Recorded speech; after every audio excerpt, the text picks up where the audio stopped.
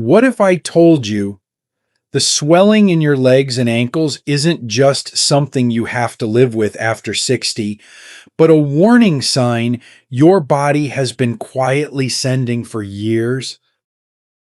As a surgeon, I've had countless older patients sit across from me and say the same thing. It's probably just aging. But when I look closer, I often see something very different.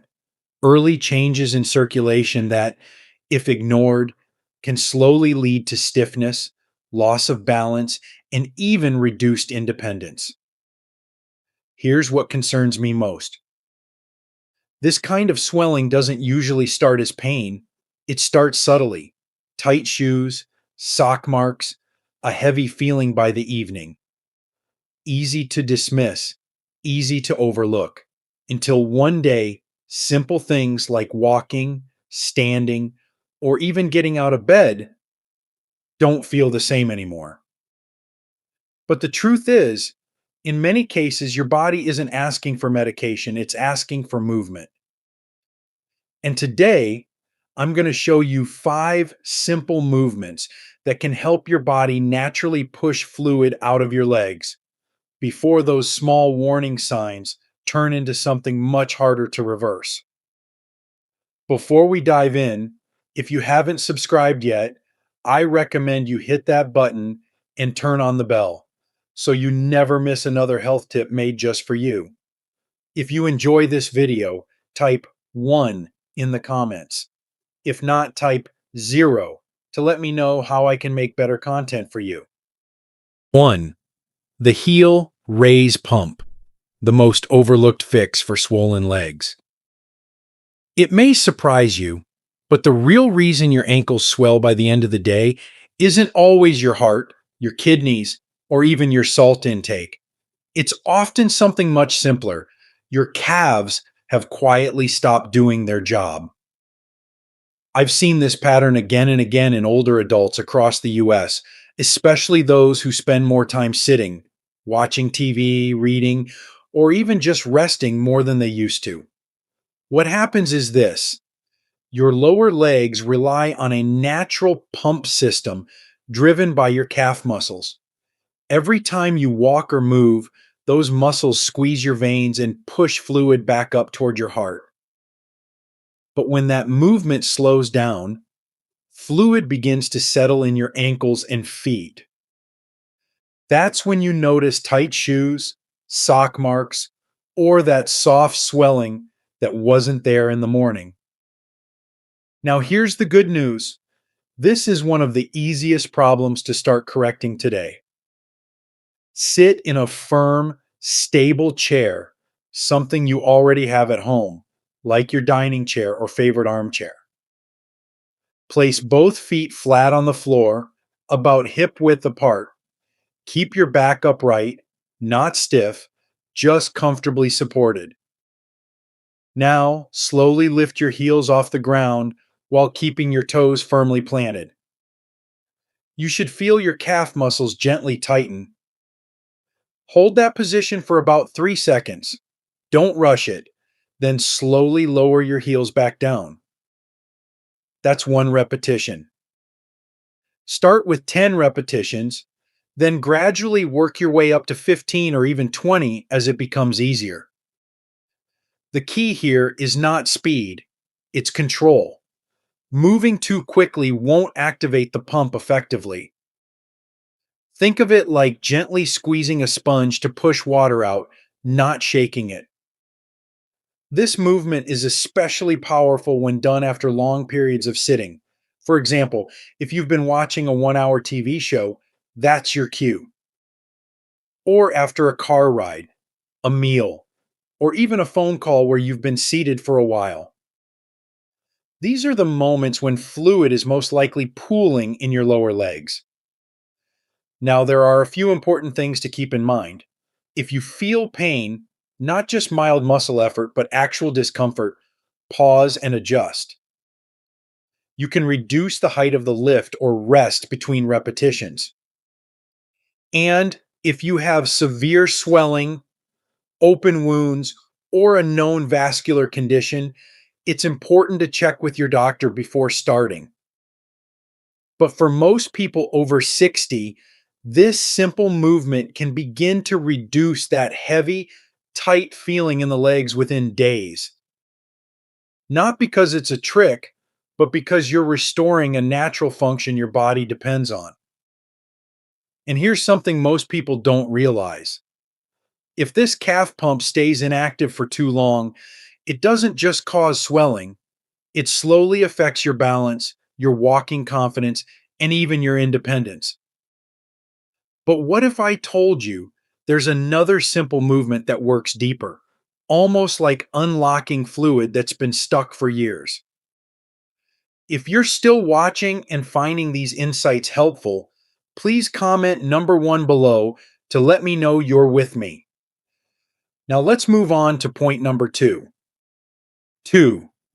Ankle circles. The hidden key to unlocking stubborn fluid in your lower legs. There's a quiet moment many older adults notice but rarely talk about when your ankle feels stiff, almost like it needs a few seconds just to wake up before you can take that first step. That stiffness is not just about your joints getting older.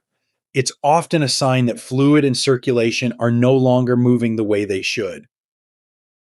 In my years working with seniors, especially those living independently here in the US, I've found that one of the most overlooked contributors to swollen ankles isn't just weak muscles, it's reduced joint movement. When your ankle joint stops moving through its full range, fluid doesn't circulate properly. It lingers, it settles. And over time, that's what creates that persistent swelling around your feet and ankles. This is where ankle circles become incredibly powerful, not because they're intense, but because they restore motion where your body has quietly lost it. To do this correctly, sit comfortably in a chair where your feet can lift slightly off the ground. If needed, you can scoot forward just a bit. Lift one foot gently, keeping your leg relaxed, not stiff. Now, begin to rotate your ankle slowly in a full circular motion. Imagine you're drawing a smooth circle with your toes, not a jagged or rushed shape. Go clockwise for 10 slow, controlled circles. Then pause and reverse direction. 10 circles counterclockwise. The key here is intention. Don't rush through it. Each circle should take about 2 to 3 seconds. You might hear or feel slight clicking or tightness at first. That's normal. What you're doing is reintroducing movement to areas that haven't been fully activated in a while. Switch to the other foot and repeat the same process. This movement is especially effective first thing in the morning, before you even stand up, or at night when your ankles feel the most swollen. It helps unstick fluid that has been sitting in place, giving your body a chance to redistribute it naturally. Now, here's something important to understand. If you skip this kind of gentle joint movement day after day, your ankles can gradually lose flexibility. And when that happens, even walking becomes less effective at pushing fluid out. That's when swelling becomes more stubborn, more noticeable, and harder to reverse. For those dealing with arthritis or limited mobility, you can make the circle smaller. Even a partial range of motion is better than none. What matters is consistency, not perfection. This isn't about pushing your body, it's about reminding it how to move again. And once you start restoring that movement, something interesting happens. Your legs don't just feel less swollen, they start to feel more responsive, more stable, more awake. But there's another movement that goes even deeper, not just at the joint, but into the larger muscles that control how blood returns from your legs. And that's where things really begin to change. 3. Seated marching. The circulation reset. most seniors never think about. If your legs start to feel heavy halfway through the day, not painful, just harder to move, almost like they're filled with sand, that's not something you should brush off as just getting older. That sensation is often your body signaling that circulation from your lower body is slowing down and fluid is beginning to settle where it shouldn't. What many older adults don't realize is this: your thighs play a much bigger role in circulation than you've been told. Most advice focuses only on the ankles or feet, but deeper veins in your legs rely on larger muscle groups, especially your thighs, to help move blood and fluid back toward your heart.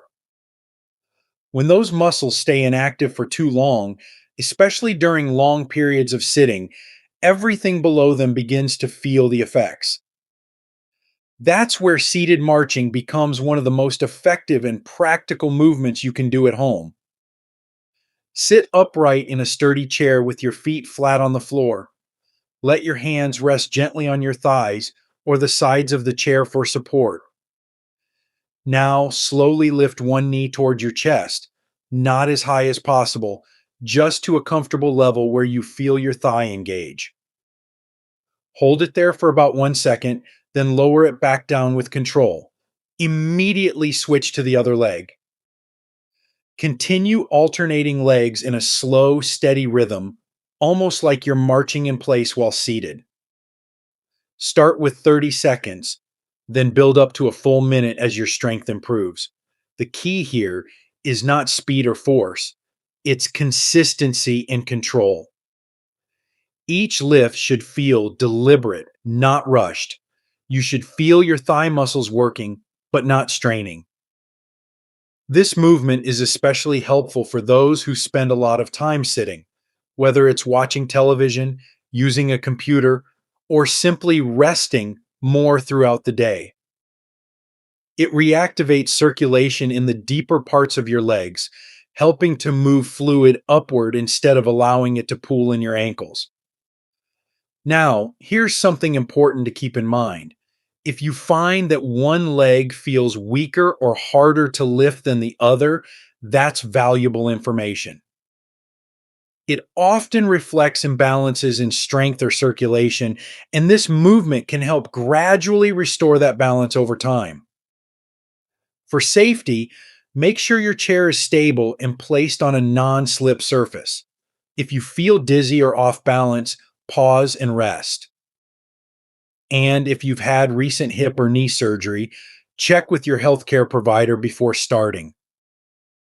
What's powerful about this movement is that it doesn't just reduce swelling, it helps maintain your ability to stand, walk, and move with confidence. That's something many people don't think about until it becomes difficult. When done regularly, seated marching can change how your legs feel by the end of the day: lighter, more responsive, less swollen.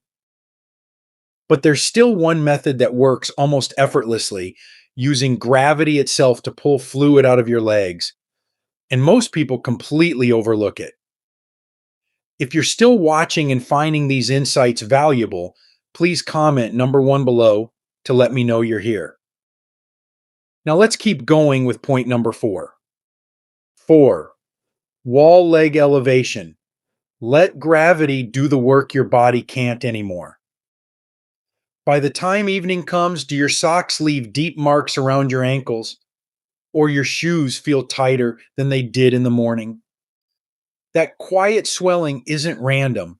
It's the result of fluid slowly settling in your lower legs all day long, especially if you've been sitting or standing for extended periods. Here's something many seniors aren't told. Your body depends on movement to push fluid upward, but when that system slows down with age, gravity starts working against you instead of for you. The longer your legs stay below heart level, the more fluid collects in your ankles and feet. Over time, this doesn't just cause swelling, it can lead to stiffness, skin tightness, and even difficulty walking comfortably. Now imagine flipping that process in your favor. Wall leg elevation is one of the simplest yet most effective ways to reverse fluid buildup because it uses gravity to help your body drain excess fluid naturally without strain, without effort, and without medication. To do this safely, find a clear space near a wall.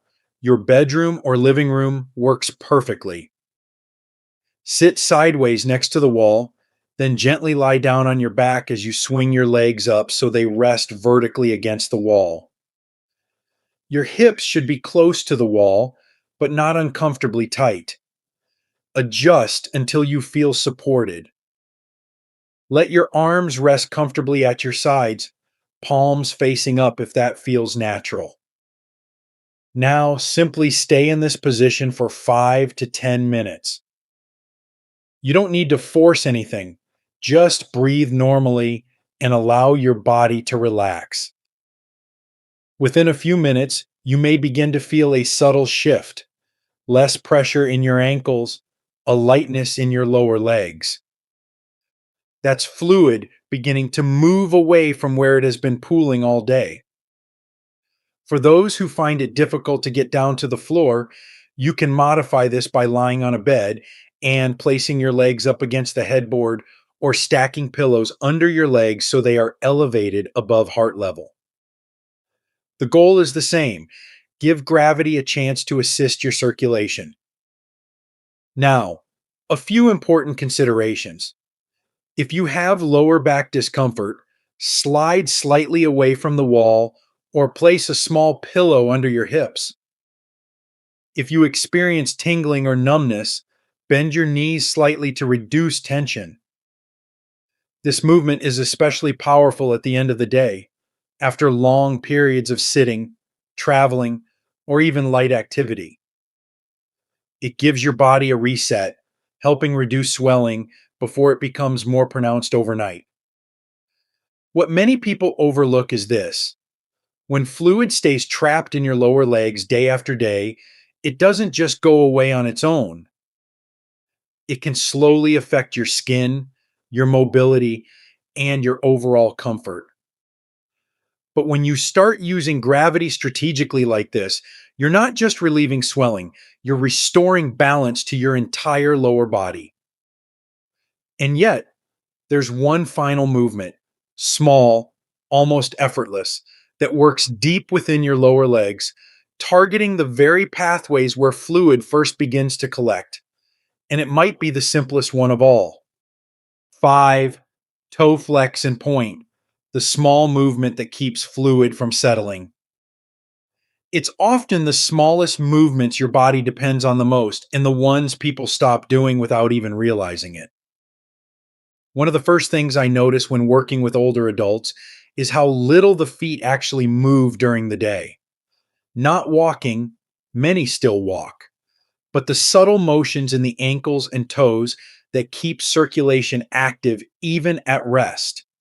When those tiny movements disappear, fluid begins to collect in the lowest parts of the body, your feet and ankles. That's where this simple motion, flexing and pointing your toes, becomes surprisingly powerful. Sit comfortably in a chair or lie down on your bed, especially in the morning before you get up or at night before sleep. Extend your legs out in front of you in a relaxed position. Now, slowly point your toes forward as if you're trying to reach the end of the bed with them. You should feel a gentle tightening along the front of your lower legs. Hold that position for about 2 seconds. Then slowly pull your toes back toward your body, flexing your feet so your heels stay in place while your toes move upward. You'll feel a stretch along your calves and Achilles area.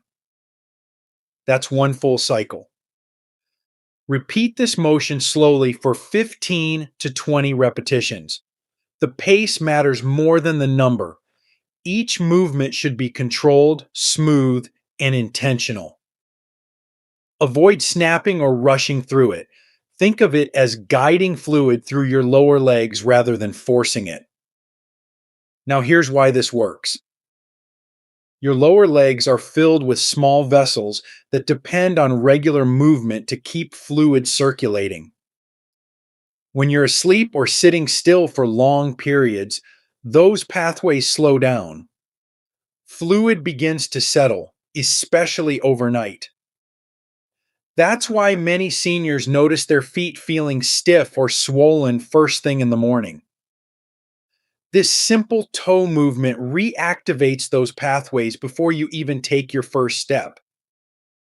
It's especially helpful for those who may not be able to stand for long periods or perform more demanding exercises. Even if mobility is limited, this movement keeps the system engaged. If you have arthritis or stiffness, your range of motion might feel smaller, and that's perfectly okay. Work within what feels comfortable. Over time, with consistency, that range often improves. Another benefit many people don't expect is how this movement helps reduce the risk of cramping and improves overall foot awareness, something that becomes increasingly important for balance and fall prevention as we age. But here's the deeper truth. When these small movements are ignored day after day, your body slowly loses its ability to manage fluid efficiently. Swelling becomes more frequent, more noticeable, and harder to reverse. The goal is not intensity, it's consistency. When you combine this with the other movements you've learned, you're no longer just reacting to swelling, you're preventing it from building up in the first place. Now, here's the real question most people don't ask. What happens when you put all five of these movements together into one simple daily routine? The turning point most seniors miss. What your legs are telling you about your future health. There's a quiet truth about aging that many people don't hear until it's too late. Your body doesn't suddenly break down. It slowly stops communicating in ways you've learned to ignore. Swollen ankles, heavy legs, that tight feeling at the end of the day, these are not random inconveniences.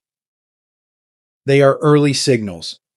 And for many adults over 60, they mark the beginning of a shift in how the body manages circulation, fluid, and movement. What you've seen today is not just a set of exercises. It's a way to restore something your body has relied on your entire life: movement-driven circulation. Because here's what happens if nothing changes. Over the next 1 to 2 years, mild swelling that comes and goes can become more consistent. You may notice your shoes fitting tighter, your legs feeling more fatigued after simple tasks, or your balance becoming just slightly less steady. By 3 to 5 years, if the underlying issue isn't addressed, the effects can go deeper. Reduced circulation can contribute to skin changes, increased stiffness, and a gradual loss of mobility. Not overnight, but slowly, quietly, in ways that are easy to overlook until they begin to limit your independence. And, perhaps most concerning, this process doesn't pause while you sleep. At night, when your body is completely still, fluid can continue to settle in the lower parts of your legs. Without the small, consistent movements that help circulation during the day, your system becomes even more dependent on what you choose to do when you're awake. That's why understanding your body matters so much at this stage of life. Not reacting when something becomes painful, but recognizing the early signs and adjusting before they progress. The 5 simple movements you've learned are not about effort or intensity. They are about awareness, about giving your body the signals it needs to keep fluid moving, muscles active, and joints responsive. And more importantly, they represent a choice to stay engaged with your health, a choice to protect your ability to move freely, to walk confidently, to live independently. because the difference between someone who stays active into their later years and someone who slowly loses that ability often comes down to small, consistent actions like these.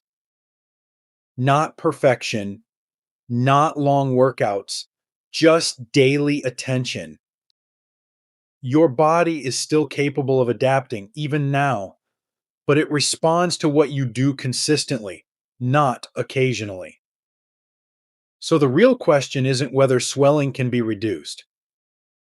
It's whether you're willing to listen to what your body has been trying to tell you and take action before those quiet signals become permanent limitations. These lessons are meant to inspire you to live fully and authentically. Now, I'd love to hear from you. Take a moment to reflect and share one thing you've learned and plan to apply in your own life. Let's support each other on this journey toward embracing these truths. If you enjoyed this video, please leave a comment with 1. If not, feel free to comment with 0. Your feedback means a lot to us. Don't forget to like, share, and subscribe to our YouTube channel for more content like this. Thank you for watching, and here's to living life on your own terms.